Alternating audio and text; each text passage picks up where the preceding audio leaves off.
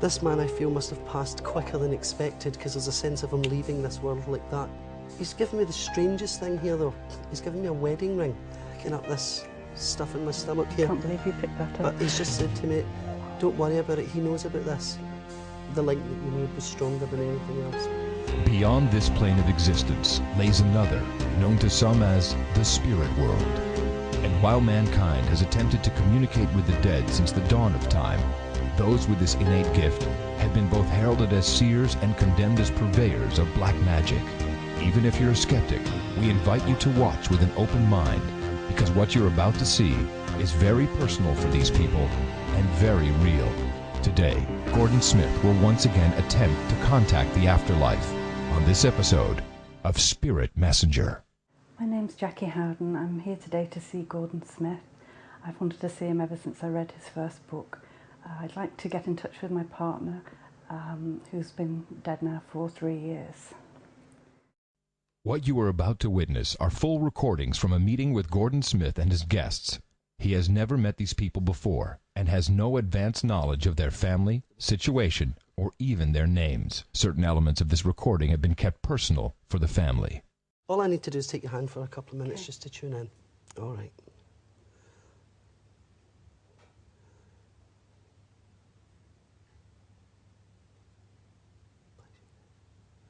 All right, that's fine. As soon as I take your hand, I get a very strong feeling of a gentleman in the spirit world coming really close to you. This man, I feel, must have passed quicker than expected because there's a sense of him leaving this world like that. Does that make sense to you? Absolutely. There's just a real strong essence of this man around you just now, in this time of year. There's something we're coming up to, there's an anniversary, or would that make sense to you? Yes. Because I feel as though he wants you to know that he is with you at this time, okay? All right, bless you, darling. This gentleman is showing me here, he's got a huge bouquet of flowers, and it's as if he's handing them to you. And I feel as though, again, this is to mark this anniversary, all right? This is what it feels like. And it's as if he's apologising to you, I'm sorry I let you down. So there's something that you were hoping for that never actually happened. Yes. Does that make sense to you? It does, yeah. He's given me the strangest thing here, though. He's given me a wedding ring that he's handing across. And I don't know if you've got this or whatever he's doing with it, but he's given it to you. And I don't know if you wear it or you should be wearing it, but he's putting it... Does that make sense? Because he's just brought this forward here like that. Gordon has connected immediately to a spirit that wants to communicate with Jackie. The messages here are quick, clear, and seem to make complete sense. Unbeknownst to Gordon, Jackie's fiancé died just 5 weeks before their intended wedding in tragic circumstances. Watch now as Gordon's link to the spirit reveals more details. He knows that you've not been sleeping right because it's in the night time that he comes really close to you. But you must have felt his presence there. Yes. You have felt him because he's just making me aware that he is very, very much around you at that time. I'll tell her. You must have had plans to travel because he's just put passports in front of me here. So you must have had plans before he passed because he's apologising that you never got your journey or your holiday or whatever it was. And the way you got told or the way you were told of how he's passed to the spirit world or the way it happened, I'm not sure what he's talking about here, but it's as though he was very quickly out of his body. Yeah, he was. I mean, he passed almost instantly, and it's as though he sat and watched this happen from where he was. Yeah. Why have I to take you there? Okay. I've got a leather jacket he's just put on me. I don't know what that's about, but he said mention the leather jacket. Okay? There's a John. The name of John writes up. You understand that? Modern spiritualism is said to date from the mediumistic activities of the Fox sisters in New York State in 1848. When growing up, the three sisters became frightened when inexplicable noises and sounds could be heard within their home. One night, Kate Fox challenged the noisemaker to repeat the snaps of her fingers, and it did. They developed a code, and the spirit divulged it had been a man who was murdered in the house and was hidden in the cellar. There was indeed an old skeleton found within the wall of the cellar. The girls became famous, and although disputed, continued to commune with the dead. Higher social circles, royalty, dignitaries, and persons of note, became highly interested in the phenomena, famously including Arthur Conan Doyle, author and creator of Sherlock Holmes, who joined the emerging religious movement of spiritualism. This man actually was quite methodical in my thinking here. I've got everything in order. So he's good with dates and stuff like this. And also good with figures, because I see books in front of me here, you know, like accounts. And he's just shown me writing up accounts and stuff like this. All right then, did you?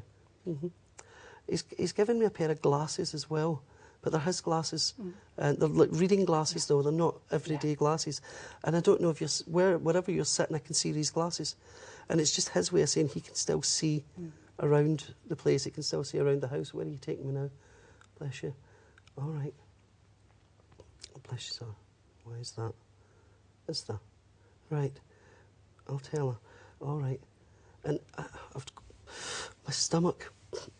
Somebody here who's... Is this you? Because I'm picking up this stuff in my stomach here. I can't believe you picked that up. But he's just said to me, don't worry about it. He knows about this. Okay. And don't be frightened, okay? It's nothing as bad as you would think. But I am getting this sense here. I'll tell her. I'm really glad that you wear the ring, he's saying, because you actually sit and twiddle this ring. And it's just something that he watches you doing. And I'm seeing you looking out of a window here. You're sitting in a chair looking out of a window and he's sitting right opposite you. Just be aware of the different things that he does to let you know that he's around. Gordon's pinpoint accuracy in communicating these messages is testament to his abilities and an example of the task he has undertaken and the depths of emotion involved. Spirits can sometimes be elusive and hard to communicate with, but in this instance, the messages relayed are loud and clear and provide a great emotional relief to his guest. He's just a lovely, lovely man, is all I can say. And somebody who, when he went, it must have been such a horrendous shock because you had your life planned. There was plans that never came to fruition. And I just know that he's saying it doesn't matter that that never happened to him because the link that you made was stronger than anything else. Full of fun, this man. I just feel a lovely, happy essence as he comes forward. And just to say to you that wherever you go, he is there. Lovely. So I hope that makes a wee bit of sense. Thank you. The spirit world moves mysteriously within our own, touching and watching us from the great beyond. Those who have passed shadow us, crying out with no physical voice to be heard.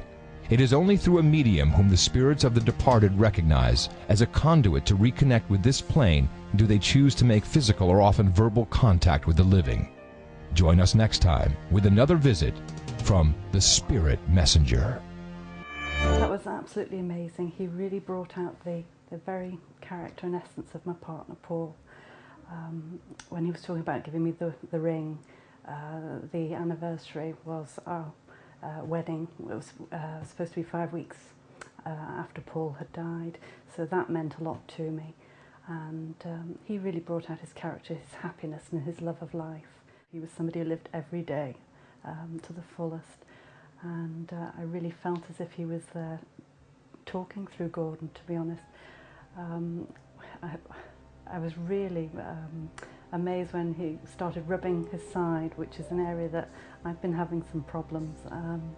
And it's proof to me really that Paul is actually around me and is seeing these things and reassuring me. It's just wonderful to know that he's about. I'm just totally blown away by it. It's wonderful.